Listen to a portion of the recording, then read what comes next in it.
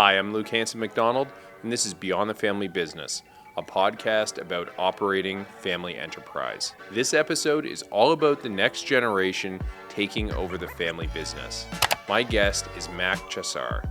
He is the third generation CEO of UCEL Inc., a family business based in Toronto focused on the construction hoists and industrial elevator sector. Mack took over his family business at a very young age in his early 20s. This episode is for anybody with the ambition to take over their own family business because Mack details what experiences were most valuable to him in those early days as CEO. He also shares where he spent his time and how this ultimately led to expanding the business across Canada and even into the US. And if you stick around to the end, Mack shares the strategy of his family bank. This is a portfolio of investments he's using specifically to diversify away from the family opco. All right, this is Beyond the Family Business podcast. Let's jump into it. Who are you, where are you from, and what do you do? My name's Mack Csaszar. The business I run is called UCEL Inc. We also have UCEL USA Inc. down in the States. I'm from Toronto originally. Head office is still in Toronto. So I report here and live here, but travel all over. And the business operating company does construction hoists. That was our core business. And now we also distribute construction hoists as a dealer. We do industrial permanent elevators to places like oil refineries, gas plants, stuff like that. And we also do something called facade access, which most people know it as like window washing systems. They're sort of complex cranes and access equipment to maintain facades. And we do that now throughout all of Canada and America, and our supply chain is international, but mostly European. First, before I jump into the history of the family business, what generation are you? I'm G3. G3, okay. And do you have any siblings? I'm one of two, G3, and it's a twin brother. Whoa. Yeah. Interesting. That's my first twin on this podcast, I think. Yeah. Is he involved in the family business? Yeah, he is. His name's Chet, and he's full-time involved in the family business. He started a few years after me. He didn't work full-time throughout like high school and his teen years like I did. Yeah. And he's mostly engaged he's like our top technical person. Oh, cool. Does he ever slip into meetings and pretend to be you or vice versa? Yeah. Like he participates in our executive meeting when he's here, but he typically does like. Sorry, I meant to where he pretends that he is actually you in the meeting. Fraternal. And then you. Fraternal. Yeah. Oh, fraternal. Ah, not identical. We don't even look like that makes more friends. sense. We look so different. It's like it's crazy. We don't even look related at all. Got it. Cool. That's awesome. I also work with my brother, and I'm one of two in G2, so very cool. All right. There's a lot I want to get into about your journey, which we're going to spend the bulk of this episode on. But just to start us off, sort of for context, can you give a high-level, sort of couple-minute summary of the history of your family business up till now? Yeah, so this business was founded by my grandfather. We call him Nudge Papa. He was Hungarian. In 1963. It wasn't his first business. He had one in the 50s and then started this in the 60s. It was almost entirely Ontario revenue based over the majority of the time, although we did a lot of unique stuff remotely throughout Canada and some crazy projects in Cuba, Bermuda, and as far as Kazakhstan. We were quite small for the majority of it. He was in tower cranes at one point, but we got out in the late 80s. But by the time I was managing and running the business in the 2000s, we had maybe a dozen, maybe 15 people by about 2012. And I started working as a child.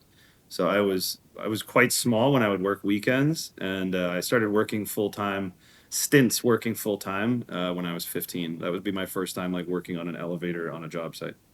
And did it go from your grandfather to you, or did your father play a role in the business as well? We're pretty like distant age generations, like 35, 37 years between my grandfather and my dad. Same with me, is like 37 years difference. So my dad managed the business for a while my grandfather was into his 80s. And then yeah, but it was like a short time being managed by my dad because my grandfather was very sort of controlling and hands on. And then what year did you take over the family business? I think with most stories, it's not like there's not a day like you don't have a big event and it's you pass a torch or something like that. Um, Sure. but it was during 2012 to 2014 or 2015 or so that I would have transitioned to like full time being the principal manager, day to day decision maker. And I was quite young. I was like 22 to 25 during that period. Okay.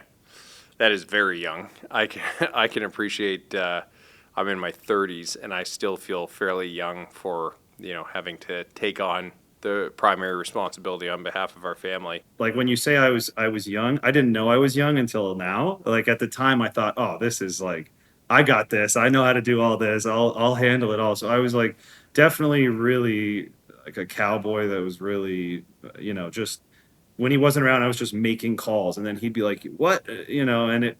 He'd come back, and it worked out. And there's probably a piece of luck there where like I made a lot of calls that I probably wasn't. He probably didn't want me to be making, but I just did it and just kept doing it. But we Mm, started to do well. The checks started to get bigger, and the market was growing. And then it was like at the same time as him sort of being sort of upset and wanting to not be as engaged as he was. It just happened all at the same time. He stayed on a long time, but he did like he was working with code boards at the government level. Like he got invited to rewrite codes and stuff. And he always liked the hands-on work. So he would do like we'd have special remote projects like at Irving Oil out in New Brunswick. And he'd be like, I'm going for a month. And it's like, okay, he was just kind of having fun doing what he wanted to do. And he'd always join for trade shows and like fun sales trips, which he still does. Like if we do a trade show in Vegas, he's going to be there for the week. And, he might meet and run into some of the people he used to deal with. And he's just having fun with it. If there's ever, I like to say, like, if we do a vendor trip and we're going to like rural Saskatchewan, he's not available. But if we're going to Spain, he's available. he's, he that's catches awesome. he catches wind of it and comes along, and it's fun. It's great to still work with your dad and your brother. I think I like it. Oh, that's great. It's awesome you've maintained a healthy relationship with them because obviously that doesn't always work out that way. So it sounds like it was a well timed, and even if you were young, you were ready for it. It sounds like. Um, in retrospect, how did that first year go? And I appreciate it was a bit of a transition, but let's say by 2014 when you really took the reins over completely, how did that first year or 2 years go with you leading the business? Yeah, like you said, it was a slow transition, like making bigger and bigger decisions. I actually tried to start a few of my own businesses before joining this. They were all flops. One turned out could have been good, but they told me to drop out of school, so I declined to do that. And then it just happened that my grandfather passed, and he sort of managed like the finance of the business at even to the end. He was in the office the day before he passed, and that was Wow. sort of where I started is doing like a lot of more analysis and trying to figure out where we were losing money and making money. Um, but yeah, like the first year, I made mistakes. Like it's but I heard somebody else, a speaker the other day say, fail fast. So it's like just make lots of mistakes really quickly. I think I unintentionally did that. Luckily, none of them Mm, were too big.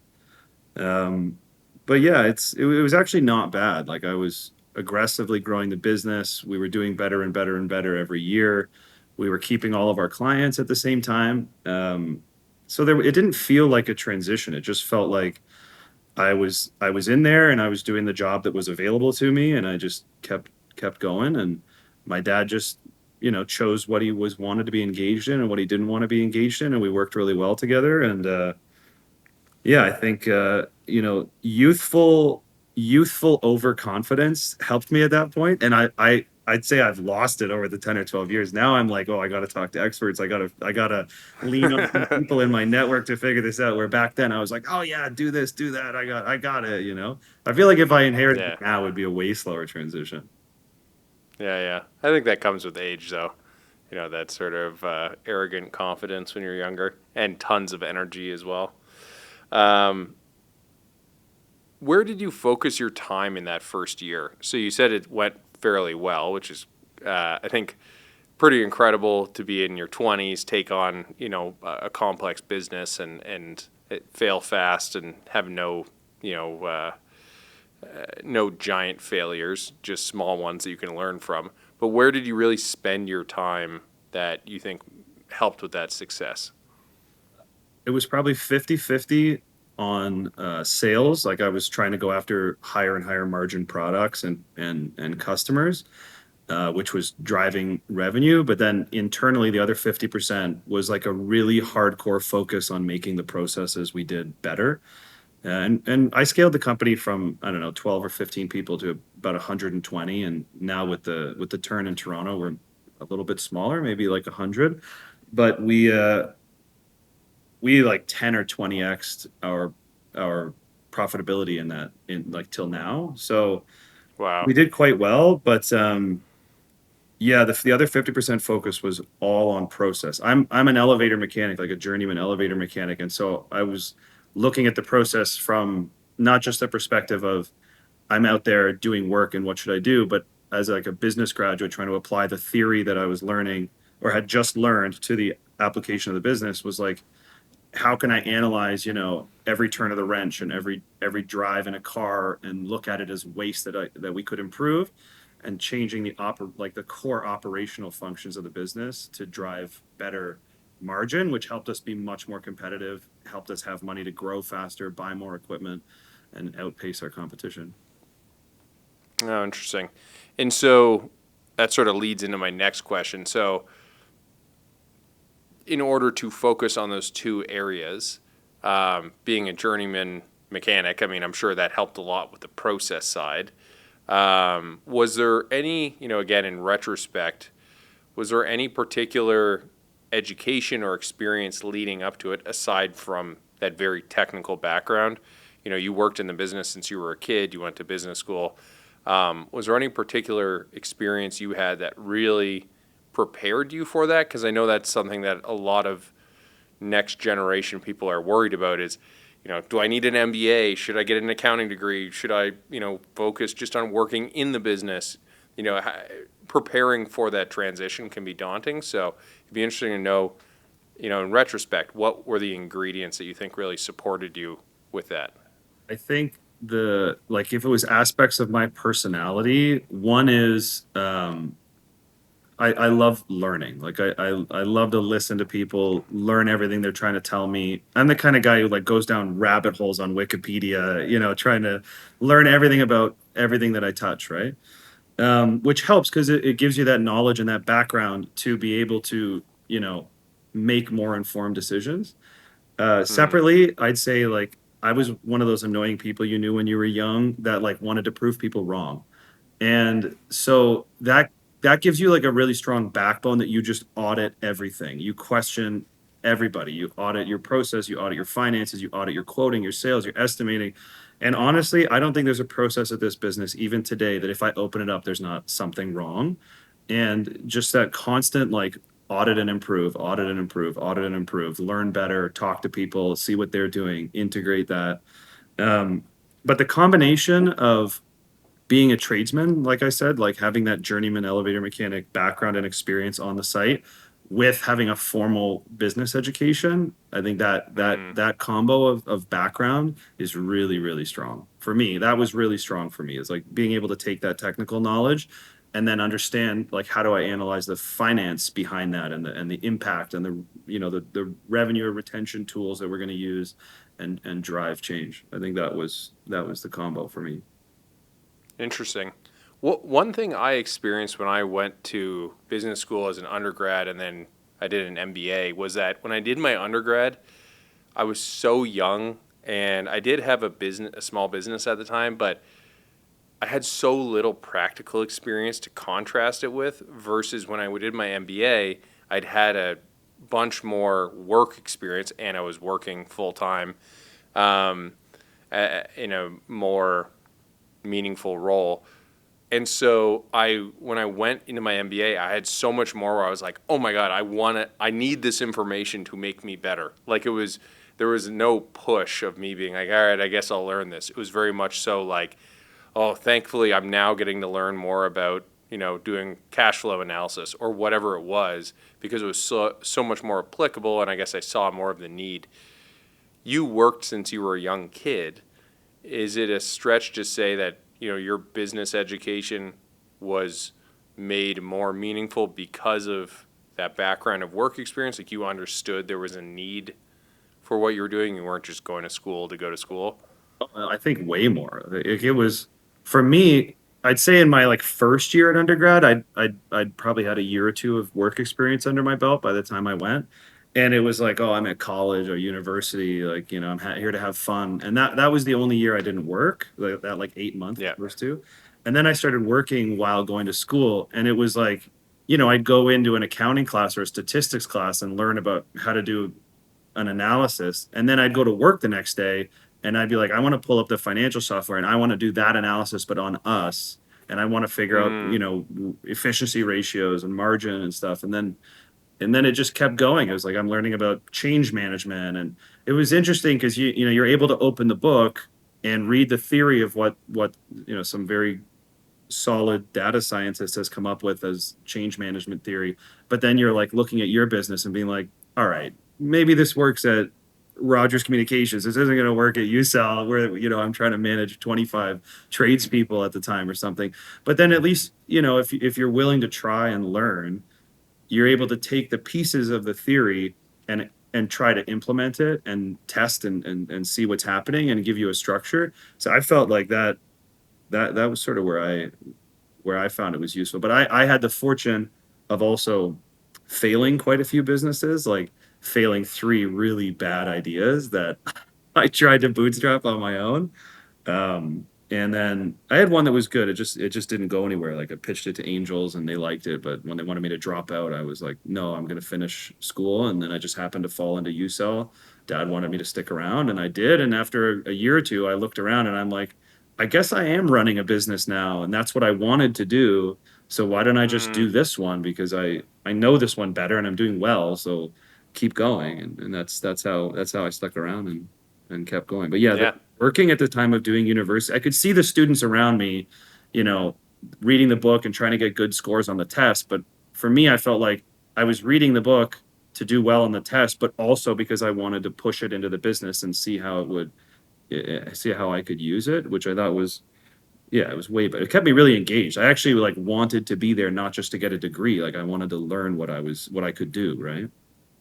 Yeah, yeah. It's gratifying when you can actually go and use it the next day, as you said. So, I no, totally majored get that. I majored in entrepreneurship. So it was like a major learning about venture capital and bootstrapping and like scaling small business, which I thought, yeah, it was really good. It was the right time for me.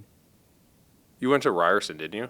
I did, yeah. It was Ryerson at the time, Yeah. Fred Rogers School of I actually did that program at Ryerson for a year and a half. Yeah, I so it was We Steve, may have overlapped at one point. can't remember, yeah, Steve and I can't remember the other guy's name that chaired it, but they were great. Like they were entrepreneurs themselves and like published authors and stuff. And it was fun. Like they were so intense in the classes, and students were like, "Oh, I'm just trying to pass," But these guys were all like, "You should be scaling right now," Like they were kind of inspiring to listen to. I liked them a lot. Oh, that's great. Um, cool. So you, as you said, you massively grew the business.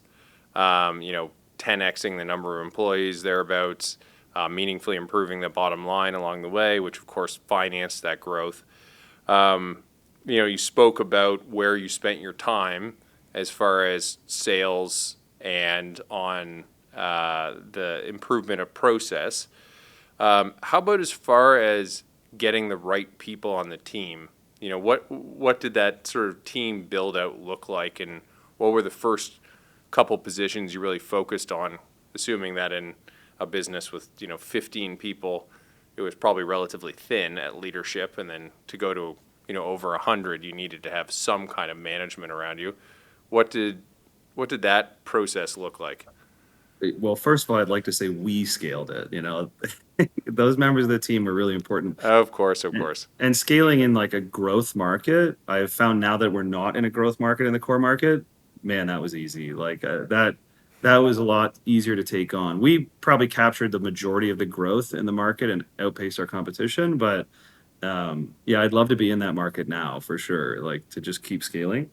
Um, yeah, for core team members, a lot in the beginning was a big focus on sales.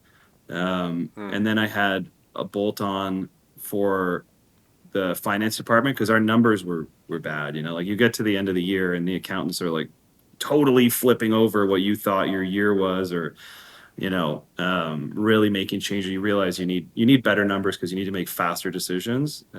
So that yep. was that was big too. And then starting to bring on like more professionalism in the operations because we sort of had this like frontline run model in the beginning where you've got a supervisor coming in the morning and kind of figuring out what he's going to do for the day and choosing his people, loading a truck, and then going with it to the site. And that was such an operational waste that we had to figure out, how do we plan these people's work for them? How do we make designs that are more simple? How do we, understand inventory forecasting to make sure the jobs coming up are fulfilled beforehand, and then just have the skilled people arrive directly to site with everything ready to go, as opposed to them planning the work for you. I've used the term before, like having too many sages or like wizards at your business, where you don't realize that your business is just run by really, really competent individuals, but it is because they just Yeah. know how to get everything done, but it tends to be really inefficient to scale.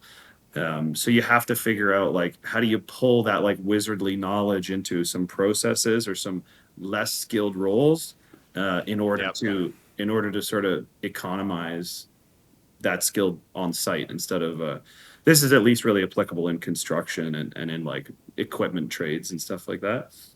um, Yeah. No, for sure. I think in is it in good to great? Anyway, we're implementing EOS at one of our companies, which is like a management system.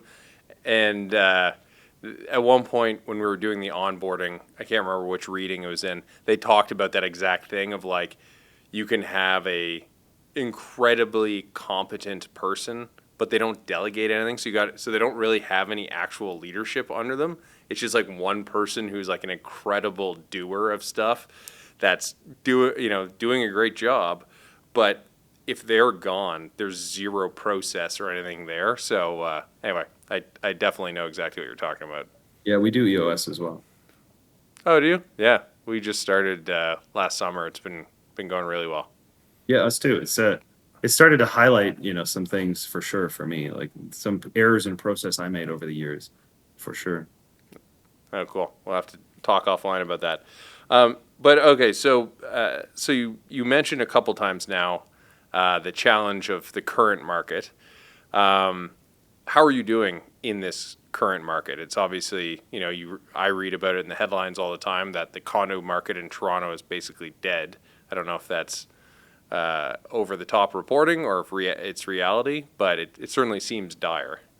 Well, it's on life support, that's for sure. Yeah, it's not dead, but it's on life support. Honestly, like in this market, when the market contracts, you have to get more competitive. So Hmm. whether that's providing more value to customers or providing better value in pricing to customers, we have an interesting market in equipment because you have this sort of like supply demand equilibrium, which is like, you have 500 pieces of equipment in the market between the competition, and the market needs 520. But now you have 500 Hmm. pieces in the market, and the market needs 280. And so you get this like traditional sort of supply demand curve where it's like, Hmm. okay, well, now if you want utilization, now your price contracts to deploy. A lot of the equipment fleets are moving the more sophisticated ones are moving their equipment to other markets. Like that's what I'm doing, is like move the equipment to Hmm. where there's business, which will have the effect of, at some point, recorrecting prices here, but it's definitely not there yet. I think in Toronto, um, it represents maybe 40 or 40% of our revenue now. It used to be 95, but Hmm. diversification over the years into other markets, new product lines, and other things like that is what kind of has weathered the storm. So over here, it's focus on the operational efficiency, because if we're going to get more competitive to our customers, we need to fix all the growth bloat. Like as you get bigger, you get more complex, you add more bureaucracy, and then suddenly you get Yep. smaller, and like these fixed costs don't translate anymore. So, Yep. sometimes you have to cut entire processes that you realize are not adding as much value as they used to. And it's hard for managers who now have these processes under them and they like the processes. And but if you've gone from the bottom to where you are, you know how you could do it. But the Hmm. people who you brought on along the way might not. So it's definitely like strict data, like, be on top of your data, track your margins like very carefully, make sure your EOS would say like your scorecarding, your KPIs, and every week you're following these managers like, hey, we sold this much, this is your target. We sold this much, this is your target. And make sure you're trying to maintain those ratios at least to some degree so that you're always cash positive and you're keeping ahead of uh the retraction, right? Yeah, no, absolutely. And that's a perfect sort of uh, time to go into my next question, which is um, perfect segue. That's the word I was looking for. Uh, you really like to drive an innovative culture. You said like that's something you are personally. We talked offline before this. That's something you're always doing yourself. I think you mentioned that you sort of have that mindset of constantly critiquing things. I would assume in a contraction market, innovation is even more important to rethink your processes, to rethink how you're creating value, how you can diversify. How are you managing to drive that? It comes to you naturally, but getting your team to embrace it is a whole other gambit. What have you found works well to sort of drive that through the fabric of the organization? So one thing we did is start announcing what our values are, right? And so we sort of let's call it like crowdsource it a little bit, like asking people what do you think of our business, what's at our business, and then trying to take the culture that exists already and then attaching that to, okay, which of these aspects are actually the value drivers, and then saying, okay, we're going to focus on these three or these four, and putting them into performance reviews and telling people like you are expected to deliver on this core value of our business, and you're going to be held to it, and you're going to be bonused on it, and you're going to be compensated and promoted based on you hitting these like value markers that we subscribe to, in addition to scorecards and KPI stuff. And one of them is like innovation is one of our four. Growth and innovation are two of the four. So like we tell our people, you have to personally grow your capacity because we focus on growing this business, and you have to deliver innovation, which is like it can come in the smallest form, which is people just coming forward saying, I don't think this is the right process. I don't like how we do this. I think we could do it better. And on the other end is people who walk into your office and have like drawn up whole schematic designs of like, I think if we did this, we could build this tool and we could do our work on site faster. And for us, like we do an innovation bonus, for example. So people come to us with ideas. If we implement them, we value them, and then we give them a share of what we think we earned from it. And some people have gotten, five Oh, wow. dollars in that. So it's kind of a driver for people, and they get excited. We post them in the newsletter. We bring them up on stage at the AGM or the events that we have, and talk about the innovations they put through. We recently did an AGM as well, where the probably 4 hour focus of the AGM, which was every supervisor and salesperson or above. So maybe like 40 people of our 120 at the time came. And we did a like 4 hour multi breakout session of just like, first of all, crowdsource and dump on us all the issues of the business. And then the next session was now solve the issues of the business. And every table was a group, and everyone's coming forward with ideas. And now we're implementing some of those ideas to also like show the feedback to people, because your frontline people want to do work faster. Like Yeah, your of course. people on site actually want you to build that new tool. They want you to build the new process. They want you to deliver that new system that's going to make their life easier. And I think if you involve them in helping, it's really useful. So we now have like chat rooms and stuff where an engineer will come up with an idea, and then we'll go to the company and be like, what do you think about this? Shoot holes in it, be the devil's advocate, make it better. And you start highlighting like those few people who get really engaged in thinking and really engaged in ideas, and both in the negative and the positive, because you have to encourage open thought, not people who own their ideas so much they get upset when people shoot Yeah. holes in it. And there's a lot to it. But so we Oh, cool. yeah, we have a big focus on it. But disruption wasn't a word that I didn't know what disruption meant until like a few years ago. But I was at this great business conference, YPO, like maybe a year ago. And this guy wrote a book called The AI Driven Leader. He had this statement where he said, I went to AI and tried to figure out what to do with my business. And AI told him, you should build the business that puts you out of business. What does that mean? Hmm. And that I think sticks with me a lot is like, what's the business that's going to put us under? Hmm. That's the direction now. Like that's the roadmap. Like build the business that puts us out of business. So yeah, that's sort of how we go about it. The last question is, you had mentioned to me you started a family bank, which has also helped with your diversification and, call it the ballast tank for your business and, while you're dealing with this current contraction. What was the motivation and how did you do that? Let's start when I was a kid. I had a Scottish mom who made us be really frugal all the time. So there was this idea that like as we scale and make more, don't just take it out. Like don't just absorb it all into your lifestyle expenses.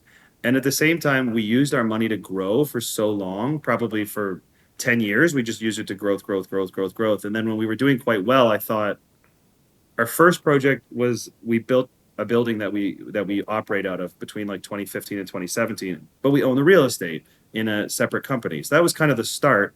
And then we thought, well, like why don't we extrapolate this a little bit and start to be a little more professional at the operating company. Don't just be cash funded, use a bit of debt, put money into this side family bank. And over the course of business, as we got bigger, you're talking to people in mergers and acquisitions, you're talking to investment bankers, you're talking to people who run investments or maybe run funds, and you start to think, well, okay, maybe I should start putting money aside intentionally and Hmm. starting to try to earn money on the money we own, whether that's real estate or alternative funds or things like that. It's also kind of fun for me to learn this new thing, but it creates, I think my idea was that it's first of all a piece of diversification, although it's not a really like high profit diversification. Like family banks, no one's earning 30 or 40%. You're not growing your family bank 10x in 10 years. Like this is not common, which you can do in an opco. But it creates that diversification. So there's, especially if you get it to the point where you could reach income replacement for the family, then now the operating company can be more disruptive. Now you can run it more disruptive because it's like I Hmm. can take on those risks. I don't have to have high profit, high margin years all the time. I can use quite a bit of the cash to fund that, some I think in the tech space they call it the moonshot, like but fund that like disruptive new model that you want to get to by having the mentality like this isn't all we have. Like we have something else, so we can be a little more risky and we can take on more intelligent analyzed risks in that business. And we fully separate them too, like different banking relationships, no crossover, like no loans between them, because it needs to be that way. It's a diversification strategy, so it has to be diverse. We're not investing in condominiums like in Toronto in the holdco, because that would just be a huge crossover, right? So yeah, that was kind of the strategy. Is like, yes, it's a diversification, but it's also to allow us to operate more growth focused in the opco and less like cash generation focused. That's really smart. I mean, that's pretty much verbatim my family's story over the last decade is moving into well, we're completely a family office now. We have a bunch of opcos, but the original operating businesses have been sold. And so the fact that you have the discipline not only to do this and put the money aside and recognize it's not for moonshots where you're just invested in a bunch of VC, funds or something like that. You're right. It's about, preservation of wealth, which means less upside, but it also means less downside. And probably most importantly, the fact that they're not entangled. Like having two banking relationships is we do that as well. It's unbelievably valuable to have, two separate relationships because sometimes a bank becomes more or less supportive over time, et cetera. And yeah, my hat's off to you. That is not something you hear every day, that somebody has a truly separated family bank, as you put it, to act as that safety net, because that is a huge part of maintaining that, generational legacy wealth over time. So yeah, we don't do cross guarantees or anything anymore. But I'll tell you, every banker thinks they should all be one. Of course. I'm sure. Of, But of course. yeah, we got to keep it. I like to keep it separate. I think we're a little bit small for what we're doing, but it just sounded right to me, so we just did it. No, that's great.